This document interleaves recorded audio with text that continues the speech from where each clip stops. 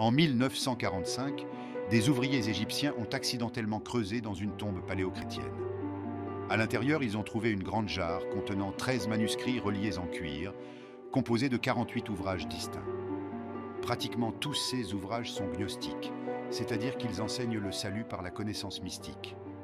L'un de ces manuscrits contient l'Évangile de Thomas. Dans le gnosticisme, on croit que les gens sont des âmes et des corps matériels. Ce n'est que par la connaissance véritable qu'ils peuvent s'élever. Selon cette religion, Jésus est le Rédempteur, venu communiquer cette connaissance et libérer l'homme. Il a communiqué cette connaissance à certains disciples, dont Thomas. Dans presque toutes les voies ou traditions spirituelles suivies, ce qui est découvert finit par mener à la même ascension. Si ces enseignements avaient été placés dans la Bible moderne, le message aurait peut-être été plus clair et plus axé sur le pouvoir détenu par chaque personne. L'Évangile, selon Thomas, ne raconte pas une histoire. Il s'agit d'une compilation d'environ 114 paroles attribuées à Jésus. Les premiers mots du document sont les suivants. Voici les paroles secrètes que Jésus le vivant a prononcées et que le Didymus Judas Thomas a écrites. Et il a dit, quiconque trouvera l'interprétation de ces paroles ne goûtera jamais la mort. Que celui qui cherche ne s'arrête pas avant d'avoir trouvé. Quand il aura trouvé, il sera troublé. Quand il sera troublé, il s'émerveillera et il régnera sur l'univers. Les paroles elles-mêmes ne sont pas le secret. Le secret réside dans leur interprétation. Lorsque vous trouverez les vraies réponses, elles vous troubleront parce qu'elles vont à l'encontre de la plupart de ceux que l'on vous a enseignés. Et lorsque la vérité s'imposera, vous serez émerveillés et vous connaîtrez alors votre pouvoir. Vous saurez que vous avez le pouvoir suprême sur votre vie et sur tout ce qu'elle contient, et que vous pouvez vraiment faire l'expérience du paradis sur terre. L'évangile de Thomas a été éliminé de la Bible, et il existe de nombreuses explications à ce sujet. Certains chefs religieux affirment que si vous le lisez et le comparez à ceux que vous voyez dans le Nouveau Testament, il s'agit d'un livre très différent, qui présente un Jésus tout à fait différent. Ils affirment que ces enseignements particuliers sur Jésus s'accordent avec certains principes philosophiques qui n'ont fait que gagner en popularité, mais qu'ils ne sont pas nécessaires à l'œuvre de la Bible. Combien d'entre vous ont entendu parler de l'évangile perdu de Thomas? Certains d'entre vous ont entendu parler de ce texte, un texte très puissant. L'évangile perdu de Thomas est puissant, parce qu'on pense qu'il s'agit des paroles mêmes de Jésus, alors qu'il enseignait à ceux qui l'entouraient comment utiliser le pouvoir de l'émotion humaine dans sa vie. Et si les peuples indigènes le savent, et si les peuples anciens le savent, pourquoi ne le savons-nous pas? Qu'est-il arrivé à notre savoir? C'est une très bonne question, et la réponse est la suivante. Dans notre tradition occidentale, et quand je dis occidentale, je suppose que nous sommes de la tradition judéo-chrétienne, il fut un temps où ce domaine et le langage de l'émotion faisaient partie de notre tradition. Il figurait dans nos textes jusqu'au IVe siècle, en l'an 325 de notre ère. En 325, il s'est passé quelque chose. Nos textes ont été édités et nous avons perdu d'énormes quantités d'informations. L'empereur Constantin, dans l'Église chrétienne primitive, avec la Bible chrétienne primitive, a dû prendre des décisions. Quelles informations devons-nous inclure? Quelles informations devons-nous exclure? Ce que nous savons aujourd'hui, c'est qu'au moins 45 livres ont été soit complètement supprimés, soit considérablement modifiés dans ceux que nous appelons aujourd'hui la tradition biblique occidentale. Et lorsque ces modifications ont été faites, nous avons perdu les informations qui nous disent que tout est lié. Nous avons perdu les informations qui nous indiquent la langue qui parle de ce domaine. Nous savons que ces informations ont été perdues parce que nous les retrouvons aujourd'hui dans les manuscrits de la Mer Morte, dans la bibliothèque de Nag Hammadi et dans les textes coptes. C'est ainsi que nous savons que ces informations ont été perdues. Lorsque nous trouvons des écrits appartenant à Jésus qui ne sont pas enregistrés dans nos sources primaires, mais qui sont cohérents avec ceux qui le sont, nous sommes enclins à croire qu'ils viennent effectivement de lui. En revanche, lorsque les paroles semblent quelque peu incompatibles avec d'autres enseignements, on nous dit qu'elles ont été supprimées pour des raisons de validité plutôt que le fait qu'il s'agisse de vérités sacrées destinées à être transmises à tous les peuples, mais qui n'ont été réservées qu'à quelques-uns, met en lumière la croyance selon laquelle chaque personne est remplie de la même puissance supérieure que Jésus, plutôt que d'être une force extérieure à craindre, ce qui aurait changé tout ce que nous savons de la vie dans toute notre histoire. Ce n'est pas parce que nous sommes tous différents que nous sommes séparés. Nous faisons tous partie de la même conscience qui prend simplement des formes différentes. Voici quelques paroles de Jésus tirées de l'Évangile selon Thomas et leurs interprétations possibles. Verset numéro 3. Si ceux qui vous conduisent vous disent « Voici le royaume qui est dans le ciel », les oiseaux du ciel vous précéderont. S'ils vous disent « Il est dans la mer », ce sont les poissons qui vous précéderont. Au contraire, le royaume est à l'intérieur de vous et il est à l'extérieur de vous. Lorsque vous vous connaîtrez vous-même, alors vous serez connus et vous comprendrez que c'est vous qui êtes les fils du Père vivant. Mais si vous ne vous connaissez pas vous-même, vous demeurez dans la pauvreté et c'est vous qui êtes cette pauvreté. Cet enseignement fait référence aux conséquences de la croyance que le pouvoir est extérieur à l'individu. Si vous croyez que ce pouvoir appartient à quelqu'un ou à quelque chose d'autre, cette chose dominera votre vie. Cependant, lorsque nous prenons conscience de ce que nous sommes vraiment, la conscience unique qui traverse tout et que tout pouvoir vient de l'intérieur, nous pouvons vivre d'une manière ascendante et riche. Le royaume est en vous et à l'extérieur de vous. Vous manifestez littéralement vos circonstances extérieures à partir de l'intérieur. Si vous ne vous connaissez pas vous-même, vous vivez dans la pauvreté, et c'est vous qui êtes cette pauvreté. La croyance que les événements et les personnes extérieures ont un contrôle sur la vie d'une personne l'empêche de vivre la richesse qui lui revient de droit. Il manifeste ce qu'il croit. Verset 27. Si vous ne jeûnez pas du monde, vous ne trouverez pas le domaine du Père. Si nous ne nous détournons pas des choses qui nous dérangent, et si nous ne croyons pas au pouvoir intérieur de changer toute chose, nous continuerons à faire l'expérience de cette réalité dans notre vie. Verset 50. Si l'on vous dit « D'où venez-vous » répondez « Nous venons de la lumière, du lieu où la lumière est née d'elle-même, s'est établie et s'est manifestée par son image. » S'ils vous disent « Est-ce vous » répondez « Nous sommes ses enfants, nous sommes les élus du Père vivant. » Si l'on vous demande « Quel est le signe de votre Père en vous » répondez « C'est le mouvement et le repos. » Le mot « lumière » est utilisé pour décrire l'origine de l'homme. La lumière est la conscience de chaque personne qui se manifeste en tant qu'être physique. C'est le tout en tout qui existe lorsque chaque conscience individuelle vit à travers nous en tant qu'activité et conscience. Verset 77, Jésus dit « C'est moi qui suis la lumière qui est au-dessus de tous. C'est moi qui suis le tout. C'est de moi qu'ils sont tous sortis et c'est vers moi qu'ils se sont tous étendus. Fendez un morceau de bois et je suis là. Soulevez la pierre et vous m'y trouverez. » Cela explique que la conscience unique vit à l'intérieur de tout. Ce qui vit en elle vit aussi dans toutes les autres choses. Verset 113, ceux disciples lui dirent « Quand le royaume viendra-t-il » Jésus répondit « Il ne viendra pas en l'attendant. Il ne s'agira pas de dire « Voici » ou « Voilà ». Jésus répondit « Ce n'est pas en l'attendant qu'il viendra. Ce n'est pas en disant « Le voici » ou « Le voilà ». Au contraire, le royaume du Père est répandu sur la terre et les hommes ne le voient pas. Nous avons toujours eu le pouvoir en nous-mêmes, mais nous l'avons perdu de vue. Ce n'est pas quelque chose que nous devons attendre pour en faire l'expérience. Cette conscience fait déjà partie de toute chose, y compris de chaque personne.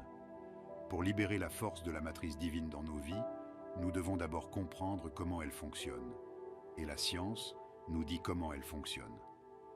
Deuxièmement, nous devons parler le langage que la matrice divine reconnaît, et la science ne peut pas nous le dire. Cela vient de notre passé, de notre culture, de notre histoire, de ceux qui ont appris et utilisé ce langage pendant des milliers d'années. C'est donc ce que nous faisons en ce moment. Nous apprenons ce que Jésus et les grands maîtres ont dit à propos de ce langage, car c'est la même chose, qu'il s'agisse de traditions bouddhistes, hindoues ou chrétiennes pré-chrétiennes. Ils nous disent tous qu'il existe un champ d'énergie et que nous avons le langage pour utiliser ce champ. Il s'agit d'une page de l'évangile de Thomas. Nous savons donc que cet ancien évangile a réellement existé, et vous pouvez voir certaines des lettres. Il s'agit de lettres grecques. Si vous connaissez le grec, vous pouvez en lire quelques-unes dans l'évangile de Thomas. 2 clés très importantes. Cet évangile a été écrit environ 300 ans après l'époque de Jésus. Nous avons été dans les monastères bouddhistes du Tibet et ils nous disent que nous devons ressentir. La prière est-elle une, deux, que nous devons ressentir comme si nos prières avait déjà été exaucée? Nous sommes maintenant dans un monastère égyptien, avec les textes qui constituaient notre tradition avant qu'ils ne soient édités, et nous allons examiner les instructions qui nous disent comment faire cela. Si nous faisons cela, c'est un bon évangile de Thomas. Si vous avez un exemplaire de l'évangile de Thomas, voici le verset 106 traduit de la bibliothèque Nag Hammadi. Et si vous n'avez pas d'exemplaire, il est dans nos livres, et vous pouvez aller dans n'importe quelle bibliothèque et le prendre. Au verset 106, regardez ce que dit l'évangile perdu de Thomas. Il dit que lorsque vous faites de la pensée et de l'émotion une seule et même chose. L'évangile de Thomas parle donc de la pensée et de l'émotion. Il dit que lorsque vous faites de votre pensée et de votre émotion une seule et même chose, regardez ce qui se passe. Vous direz à la montagne, « Montagne, éloigne-toi », et la montagne s'éloignera, ce qui signifie que lorsque vous pouvez marier votre pensée et votre émotion en une seule force puissante, c'est à ce moment-là que vous avez le pouvoir de parler au monde. Deuxièmement, lorsque vous faites de ces deux éléments un seul, de quoi parle-t-il? Que sont les deux? Revenons à notre image. Les deux, la pensée et l'émotion. Lorsque les deux ne font qu'un dans nos cœurs, nous créons les sentiments dans nos corps. Quand la pensée et l'émotion ne font qu'un, vous verrez comment faire dans une minute. Revenons à l'évangile de Thomas. Un autre verset. Il s'agit du verset 48. Il dit presque la même chose. C'était tellement important que cela a été rapporté au moins 3 fois dans le même évangile. Regardez ce que dit ce verset. Si les deux font la paix dans cette maison, quand Jésus parle de la maison ou du temple, de quoi parle-t-il? De quoi parle-t-il précisément? Vous êtes la maison, vous êtes le temple. Si les deux font la paix dans cette maison, si la pensée et l'émotion ne font qu'un, si elles font la paix dans cette maison, regardez ce qui se passe. Ils diront à la montagne, « Éloignez-vous », et elle s'éloignera. Il nous répète, dans un verset complètement différent, à quel point il est puissant de marier la pensée et l'émotion.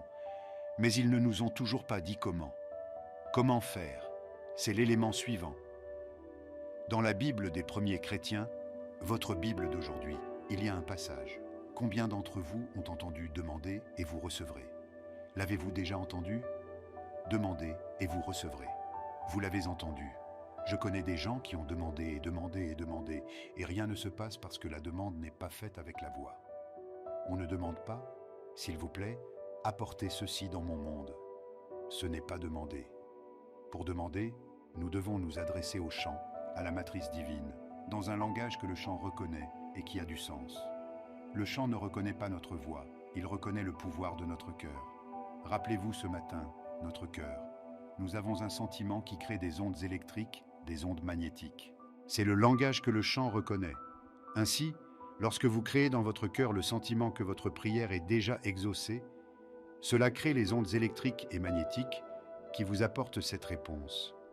Dans la Bible que vous avez aujourd'hui, la version King James, John 6, heure 23-24, vous avez la version condensée. Vous avez la version éditée. La version éditée ressemble à ceci.